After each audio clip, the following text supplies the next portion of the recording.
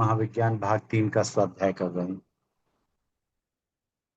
गायत्री महाविज्ञान भाग 3 में पूज्य गुरुदेव पंचकोशी साधना का वर्णन कर रहे हैं। पंचकोशी साधना का वर्णन करते हुए पूज्य गुरुदेव कहते हैं, मां गायत्री की बाईं तरफ स्थित 5 भुजाएं स्थूल लाभ देती हैं। स्वास्थ्य, धन, विद्या, चतुरता, सहयोग।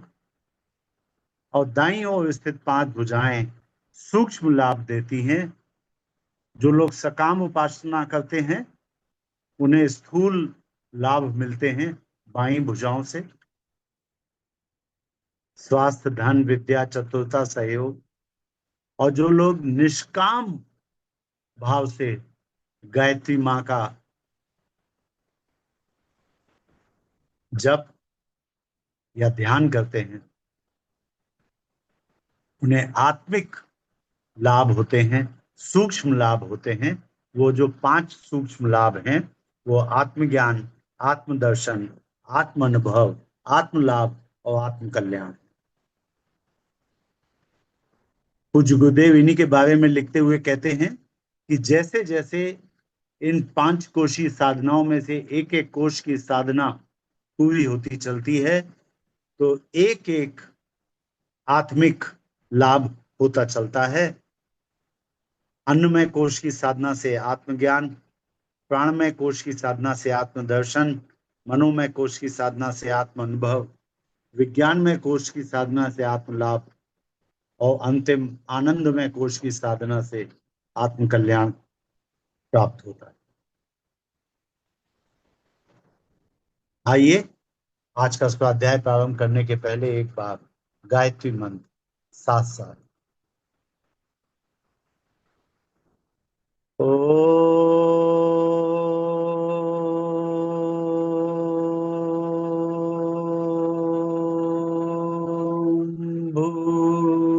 भूर्भुवः स्वः तत्सवितुर्वरेण्यं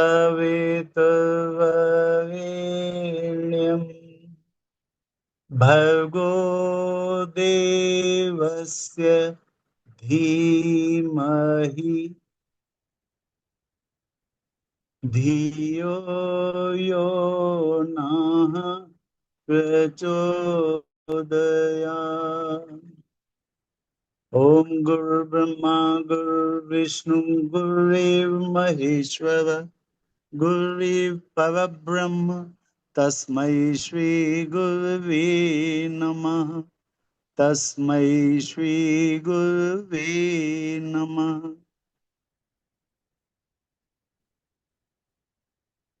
आत्मानुभव कहते हैं अपने वास्तविक स्वरूप का क्रियाशील होना, अपने अध्यात्म ज्ञान के आधार पर ही अपनी वाणी, क्रिया, योजना, इच्छा, आकांक्षा, रुचि एवं भावना का होना। आमतौर से लोग विचार तो बहुत ऊंचे रखते हैं पर बाह्य जीवन में अनेक कारणों से उन्हें चरितार्थ नहीं कर पाते। उनका व्यवहारिक जीवन गिरी हुई श्रेणी का होता है, किंतु जिन्हें आत्म अनुभव होता है वे भीतर बाहर से एक होते हैं। उनके विचार और कार्यों में तनिक भी अंतर नहीं होता। जो विघ्न बाधाएं सामान्य लोगों को पर्वत के समान दुर्गम मालूम पड़ती हैं उन्हें वे एक ठोकर से तोड़ देते हैं। उनका जीवन ऋषि जीवन बन जाता है। आत्म अनुभव से सूक्ष्म प्रकृति की गतिविधि मालूम करने की सिद्धि मिलती है। यहाँ पे गुरुदेव कह रहे हैं आमतौर से लोग विचार तो बहुत ऊंचे रखते हैं पर बाह्य जीवन में अनेक कारणों से उन्हें चरितार्थ नहीं कर पाते। उनका व्यवहारिक जीवन गिरी हुई श्रेणी का होता है, किंतु जिन्हें आत्म अनुभव होता है वे भीतर बाहर से एक होते हैं। उनके विचार और कार्यों में तनिक भी अंतर नहीं होता। तो अगर हम ये आत्म अनुभव करना चाहते हैं तो कम से कम इतना तो कर सकते हैं कि हम जो अंदर से हैं वही बोलें, जो हमारे विचार हैं वही कार्य करें। हमारे विचारों में और कार्यों में अंतर ना, तो उनका जीवन ऋषि जीवन बन जाता है। आत्म अनुभव से सूक्ष्म प्रकृति की गतिविधि मालूम करने की सिद्धि मिलती है। किसका क्या भविष्य बन रहा है, भूतकाल में कौन क्या कर रहा था, किस काव्य में दैवी प्रेरणा क्या है, क्या उपद्रव और भय उत्पन्न होने वाले हैं, लोक लोकांतरों में क्या हो रहा है, कब कहाँ क्या वस्तु उत्पन्न और नष्ट होने वाली है, आदि ऐसी अदृश्य एवं अज्ञात बातें हैं जिन्हें साधारण लोग नहीं जानते, उन्हें आत्म अनुभव की भूमिका में पहुंचा हुआ व्यक्ति भली प्रकार जानता है। आरंभ में उसे अनुभव कुछ धुंधले होते हैं, पर जैसे जैसे उनकी दिव्य दृष्टि निर्मल होती जाती है, सब कुछ चित्रवत दिखाई देने लगता है। ये आत्म अनुभव वाली जो स्थिति है, ये पूज्य गुरुदेव कह रहे हैं कि जब हम मनोमय कोश की साधना में संलग्न होंगे, मनोमय कोश की साधना कंप्लीट कर लेंगे, तो हमें आत्म अनुभव की स्थिति प्रतीत होगी। आत्म लाभ का क्या अभिप्राय है? अपने में पूर्ण आत्म तत्व की प्रतिष्ठा। जैसे भट्ठी में पड़ा लोहा तप का अग्निवर्ण का लाल हो जाता है, वैसे ही इस भूमिका में पहुंचा हुआ सिद्ध पुरुष दैवी तेज पुंज से परिपूर्ण हो जाता है। वह सत्य की प्रत्यक्ष मूर्ति होता है। जैसे अंगीठी के पास बैठने से गर्मी अनुभव होती है, वैसे ही महापुरुषों के आसपास ऐसा सतोगुणी वातावरण छाया रहता है जिसमें प्रवेश करने वाले साधारण मनुष्य भी शांति अनुभव करते हैं। जैसे वृक्ष की सघन शीतल छाया में ग्रीष्म की धूप से तपे हुए लोगों को विश्राम मिलता है, उसी प्रकार आत्म लाभ से लाभान्वित महापुरुष अनेक दुखियों को शांति प्रदान करते हैं। आत्म लाभ के साथ साथ आत्मा की परमात्मा की अनेक दिव्य शक्तियों से संबंध हो जाता है। परमात्मा की एक एक शक्ति का प्रतीक एक एक देवता है। यह देवता अनेक विधि सिद्धियों का अधिपति है। ये देवता जैसे विश्व ब्रह्मांड में व्यापक हैं, वैसे ही मानव शरीर में भी है। यथा ब्रह्मांडे तथा पिंडे, ये वाली उक्ति यहाँ पे सही बैठती है। विश्व ब्रह्मांड का ये एक छोटा स्वरूप यह पिंड है। इस पिंड देह में जो दैवी शक्तियों के गुह्य संस्थान है, वे आत्म लाभ करने वाले साधक के लिए प्रकट एवं प्रत्यक्ष हो जाते हैं और वह उन दैवी शक्तियों से इच्छा अनुसार कार्य ले सकता है। पांचवा है आत्म कल्याण। आत्म कल्याण का अर्थ है जीवन मुक्ति, सहज समाधि, कैवल्य, अक्षय आनंद, ब्रह्म निर्वाण, स्थित प्रज्ञावस्था, परमहंस गति, ईश्वर प्राप्ति। इस पंचम भूमिका में पहुंचा हुआ साधक ब्राह्मी भूत होता है। स्वामी रामकृष्ण लीलामृत में दिया हुआ है। स्वामी रामकृष्ण परमहंस जब रानी के बनवाए हुए काली माता के मंदिर में कार्य कर रहे थे, तो उस दौरान मंदिर में एक भंडारे का आयोजन किया गया। स्वामी रामकृष्ण परमहंस के साथ उनका एक भांजा हृदय, वो भी वहां पे उनके पास बैठा हुआ और भंडारे के दृश्य को देख रहा था। इतने में जो झूठन के पत्ते पड़े हुए थे, दोने पड़े हुए थे, उनको कुत्ते चाट रहे थे और वहीं पे बैठा हुआ एक भिखारी उन कुत्तों के चाटे हुए दोनों में से भी सब्जी इत्यादि निकाल करके और खाता जा रहा था। कुत्ते भी एक साथ साथ दोने खा रहे थे और वहीं पे वो भिखारी भी बैठा खा रहा था। तो स्वामी रामकृष्ण परमहंस ने हृदय से कहा, अपने भांजे से, हृदय इनके पैर छुआ। उन्होंने कहा किसके मामा? तो उन्होंने कहा ये जो सामने भिखारी दोनों में से झूठन चाट रहा है। तो उन्होंने कहा मामा ये तो भिखारी है। तो उन्होंने कहा नहीं, परमहंस श्रेणी के साधु हैं बेटा, इनके लिए नाली के पानी और गंगा के पानी में कोई अंतर नहीं है। इनको सब में ब्रह्म की उपस्थिति का भान होता है। इनको उस कुत्ते के शरीर में भी शिव के दर्शन होते हैं जैसे कि हमारे शरीरों में हो रहे हैं। उनके कहने से जब हृदय उनके पास जाने लगे तो वो महात्मा उसको दुत्कारते हुए वहां से उठने का उपक्रम करने लगे।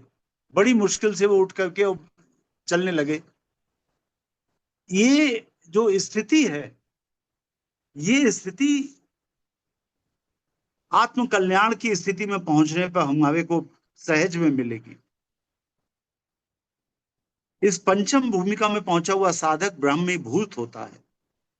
उसे जीवन मुक्ति, स्थित प्रज्ञावस्था के लिए मैंने आपको बताया, भगवान श्री कृष्ण ने गीता के अध्याय 2 के 55 से लेकर के और 72 तक के श्लोकों में, जो 18 श्लोक हैं, उनमें स्थित प्रज्ञ की भूमिका बताई है। स्थित प्रज्ञ अवस्था को प्राप्त हुआ साधक किस तरह का होता है, कैसा व्यवहार करता है, क्या महसूस करता है, और संसार के प्रति उसका दृष्टिकोण कैसा होता है। तो वही स्थित प्रज्ञावस्था, परमहंस गति,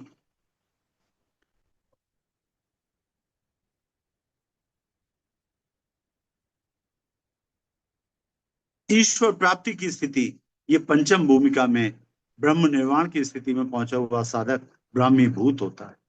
इसी पंचम भूमिका में पहुंची हुई आत्माएं ईश्वर की मानवीय प्रतिमूर्ति होती हैं। अर्थात अगर कोई साधक इस 5वीं कोश की साधना कंप्लीट कर लेता है तो इस स्थिति में पहुंचा हुआ व्यक्ति ईश्वर की प्रतिमूर्ति है, भले ही वो एक शरीर में हो। उन्हें देवदूत, अवतार, पैगंबर, युग निर्माता, प्रकाश स्तंभ आदि नामों से पुकारते हैं। उनके मन में मानवता के प्रति असीम करुणा, प्रेम की साक्षात मूर्ति जीसस क्राइस्ट को जब क्रूसीफाई किया गया तो उनके हाथों पैरों में कील ठोंक करके क्रॉस पे उनको लटका दिया गया। उस समय उनके मुख से जो बातें निकल रही थी, अगर वो आप सुन लें तो आपको पता चलेगा प्रेम का स्तर क्या होना चाहिए। ब्राह्मी स्थिति को प्राप्त हुआ मानव किस दृष्टिकोण के साथ अन्य लोगों से व्यवहार करता है। जिन लोगों ने उनको क्रूसीफाई किया, जो उनके हाथ पैरों में कील ठोंक रहे थे, जीसस क्राइस्ट उस समय कह रहे थे, हे ईश्वर, इनको माफ कर देना, ये नहीं जानते ये क्या कर रहे हैं। अर्थात जिन लोगों ने उनके साथ गलत व्यवहार किया, उनके लिए वो माफी मांग रहे थे, हे ईश्वर, इन्हें माफ कर देना, ये नहीं जानते ये क्या कर रहे हैं। अपने जीते जी तो उन्होंने कोई कर्म का बंधन लिया नहीं। उनके मन में ये भाव नहीं आया कि इन्होंने मुझे क्रूसीफाई किया, मेरे हाथ पैरों में कील ठोकी, अब मैं भी देख लूंगा इनको, देखना जैसे ही मौका मिलेगा इनको मजा चखाऊंगा। ये तो एक साधारण मनुष्य वाली बात हुई। ब्राह्मी स्थिति को प्राप्त भगवान ईसा मसीह ईश्वर से उनके लिए प्रार्थना कर रहे थे कि हे ईश्वर, इनको माफ कर देना, ये नहीं जानते ये क्या कर रहे हैं। इस्लाम धर्म की एक बहुत उच्च स्थिति को प्राप्त साधिका राबिया हुई हैं। परम पूज्य गुरुदेव पंडित श्रीराम शर्मा आचार्य उनके लिए बताते हैं कि राबिया एक बहुत उच्च स्थिति को प्राप्त संत थी। छोटी बच्ची थी, 14-15 साल की, तो नौकर की तरह से अमीर लोगों के यहाँ काम करती थी। और प्राचीन काल में जिस तरह से लोग अपने नौकरों को रखते थे, बहुत ही बुरी स्थिति में रखते थे, और जब भी मौका मिलता था तो अमीर लोग उनके शरीर का भी उपयोग कर लेते थे। उनके शरीर का उपभोग करने के बाद एक बार उनके मालिक ने सुना कि राबिया दूसरे दिन सुबह जब आराधना कर रही है प्रभु की, तो उनके मुख से क्या निकल रहा है। राबिया कह रही थी अपने मालिक के लिए, जिसने उनके शरीर का उपभोग किया, वो कह रही थी, हे ईश्वर, इसको माफ कर देना, ये नहीं जानते ये क्या गलत काम कर रहे हैं। ऐसी ब्राह्मी स्थिति को पहुंचे हुए लोग, स्थित प्रज्ञ अवस्था को पहुंचे हुए लोग साक्षात मानव के रूप में ईश्वर की प्रतिमूर्ति होते हैं। उन्हें आप देवदूत, अवतार, पैगंबर, युग निर्माता, प्रकाश स्तंभ आदि नामों से पुकारते हैं। उन्हें क्या सिद्धि मिलती है? इसके उत्तर में यही कहा जा सकता है कि कोई चीज ऐसी नहीं जो उन्हें अप्राप्य हो। अक्षय आनंद के स्वामी होते हैं। ब्रह्मानंद, परमानंद एवं आत्मानंद से बड़ा और कोई सुख इस त्रिगुणात्मक प्रकृति में संभव नहीं। यही सर्वोच्च लाभ आत्म कल्याण की भूमिका में पहुंचे हुए को प्राप्त हो जाता है। 10 भुजी गायत्री की 5 भुजा सांसारिक हैं, 5 आत्मिक। आत्मिक भुजाएं आत्मज्ञान, आत्मदर्शन, आत्म अनुभव, आत्म लाभ और आत्म कल्याण है। यह दैवी संपदाएं जिनके पास है उनके वैभव की तुलना कुबेर से भी नहीं हो सकती। गायत्री का उपासक आत्मिक दृष्टि से इतना सुसंपन्न और परिपूर्ण हो जाता है कि उसकी तुलना किसी भी सांसारिक संपदाओं से नहीं की जा सकती। यह पांचों भूमिकाएं या सिद्धियां पंच कोशों से संबंधित हैं। एक एक कोश की साधना एक एक भूमिका में प्रवेश कराती है। अन्नमय कोश का साधक आत्मज्ञान प्राप्त करता है। प्राणमय कोश की साधना से आत्मदर्शन होता है। मनोमय कोश के साथ आत्म अनुभव होता है। विज्ञानमय कोश से आत्मलाभ का संबंध है और आनंदमय कोश में आत्म कल्याण सन्निहित है। 10 भुजी गायत्री की 5 भुजाएं सूक्ष्म और 5 स्थूल हैं। निष्काम उपासना करने वाले माता के सूक्ष्म हाथों से आशीर्वाद पाते हैं और सकाम उपासकों को स्थूल हाथों से प्रसाद मिलता है। असंख्य व्यक्ति ऐसे हैं जिन्होंने माता की कृपा से सांसारिक संपत्तियां प्राप्त की हैं और अपनी दुर्गम कठिनाइयों से त्राण पाया है। स्वास्थ्य, धन, विद्या, चतुरता और सहयोग, ये 5 सांसारिक संपत्तियां पंचमुखी माता की बाईं ओर स्थित 5 स्थूल भुजाओं से मिलती हैं। स्थूल का तात्पर्य यहाँ पे सिर्फ ये है कि इन बाईं ओर स्थित 5 भुजाओं से ये इंगित होता है कि स्थूल या हमें ऐसे लाभ मिलते हैं जिन्हें हम सकाम उपासना में चाहते हैं, जैसे स्वास्थ्य, धन, विद्या, चतुरता और सहयोग। डॉक्टर साहब, ऊपर के पैराग्राफ में एक शब्द आया था कैवल्य, इसका अर्थ क्या हुआ? कैवल्य अवस्था जो है वो तुरीय अवस्था, और जो आपके लिए एक हम रामकृष्ण मिशन के एक स्वामी जी हैं, स्वामी सर्व प्रियानंद, उनका एक लेक्चर हम आपके लिए भेजेंगे, आप उसको सुन लीजिएगा। और उसमें उन्होंने बहुत डिटेल में बताया है कि कई तरह की अवस्थाएं होती हैं। एक तो जैसे हम आपसे बात कर रहे हैं, आप हमारी बात सुन रहे हैं, तो हम लोग जागृत अवस्था में। एक स्वप्न अवस्था है, जैसे हम सो जाएं, तो सो जाने में हम बाहरी दुनिया से कट ऑफ हो जाते हैं। तो एक तो जागृत अवस्था, दूसरी स्वप्नावस्था, तीसरी एक ऐसी अवस्था जो बहुत गहरी नींद में होती है, जिसमें स्वप्न भी नहीं आते। अगर आप हमारे सोने की स्थिति को मेडिकल तरीके से अगर समझना चाहें, तो हम जब सोते हैं तो 2 तरह की नींद होती है।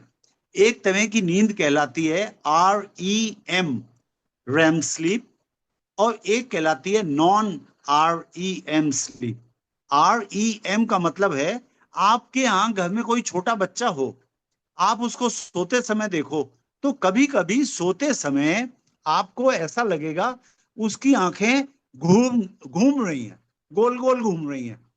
तो ये जो आंखों का मूवमेंट होता है, इसे रोटेटरी आई मूवमेंट कहते हैं, और इस तरह की नींद को REM स्लीप कहते हैं।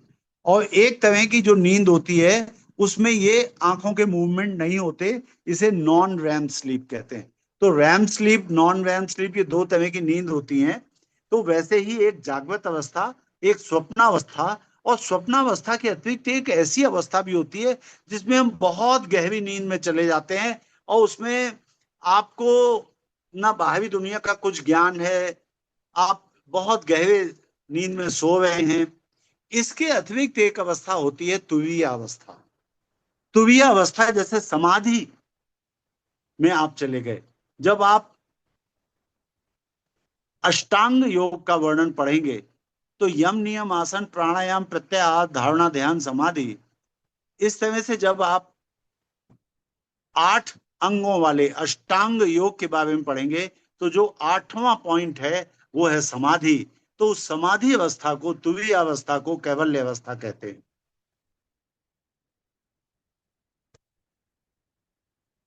अगर आप इसको साइंटिफिकली समझना चाहें, तो आप ऐसे समझें कि आपके पास एक ट्रांजिस्टर है, उस ट्रांजिस्टर में एक ऑन ऑफ करने का स्विच है, वॉल्यूम का स्विच है, उसको घुमाते हैं तो आवाज जो है वो कम ज्यादा होती है, यह आवाज बंद हो जाती है।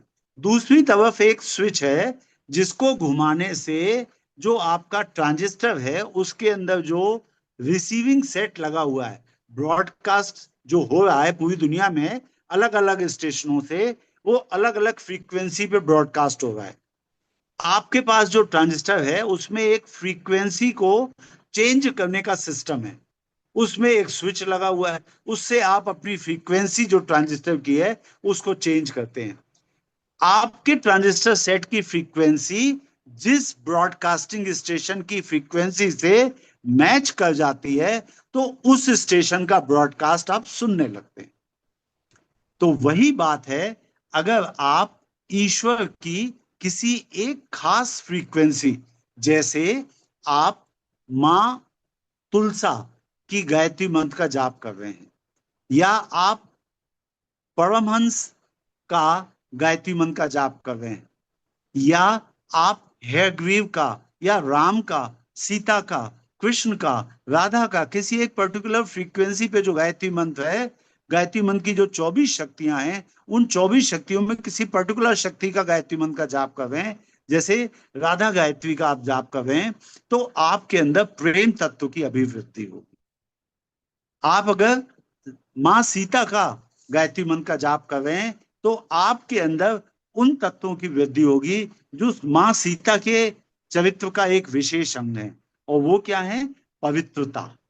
वो अब आपके अंदर पवित्रता की भावना बढ़ जाएगी, और आपको महसूस होगा कि आप जो भी व्यक्तित्व है आपका, तो अगर आप दुर्गा गायत्री का जाप कर रहे हैं तो आपके अंदर शत्रुओं का संहार करने की क्षमता, आपके अंदर विघ्नों पे विजय पाने की क्षमता, ये सब आएगी। अगर आप राधा जी का गायत्री मंत्र का जाप कर रहे हैं तो आपके अंदर प्रेम का भाव का उदय होगा। तो इसी तरह से अगर आप माँ सीता के गायत्री मंत्र का जाप करेंगे तो उनके गायत्री मंत्र का जाप करने से आपके अंदर पवित्रता और सात्विकता और शील और नम्रता की वृद्धि होगी। तो ये अलग अलग गायत्री मंत्र का जो जाप है, ये आप अलग अलग फ्रीक्वेंसी पे अपने रिसीविंग सेट को सेट कर रहे हैं।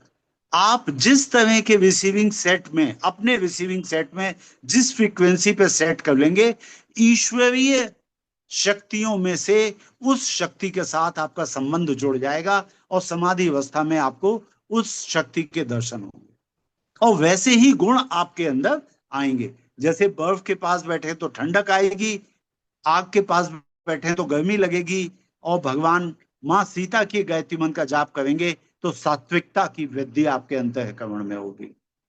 तो ये बात जो है, जो कैवल्य आप पूछ रहे हैं, तो कैवल्य का अर्थ है कि आप साधना के द्वारा इतने ऊपर उठ गए कि आप समाधि सुख प्राप्त करने के नजदीक पहुंच गए, या समाधि, कैवल्य जैसा या डॉक्टर साहब ये मोक्ष के समतुल्य है ना?